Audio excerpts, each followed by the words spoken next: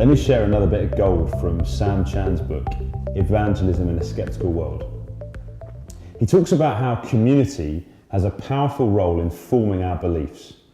So for instance, imagine I stood in a room full of people that you know and trust and tell you that I built a working time machine. You'd think I was nuts.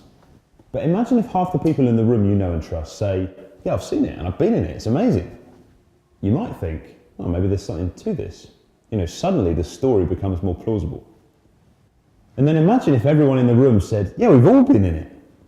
Then suddenly actually you're the one who's the outsider because you don't believe that I've built a working time machine.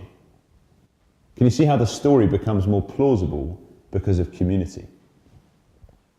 Sam writes in his book, people will find a story more believable if more people in their community, their trusted friends and family, also believe the story. Okay, so what difference does that make to our evangelism? I think we're inclined to sometimes think about evangelism as being a lone ranger. I'll join the tennis club, or I'll try and chat to some guys at the pub after work, or I'll join a local mums and toddlers group. And those are good things. But if we're the only Christian in that group, it's going to be hard work. Because we're the only one in the group who believes the Jesus story, it comes across as unbelievable, as implausible. So what about if we don't have two separate worlds, Christian and non-Christian, but instead we try as much as we can to merge friendship spheres? So that might look like getting our non-Christian friends over to a barbecue with some guys from church, or when going to the park with the kids, going with a mixed group of church friends and local neighbours. Because in those instances, and especially as relationships form over time, the believability of the gospel becomes more plausible to non-Christian friends, because half the people in the pub or the garden or the park believe it.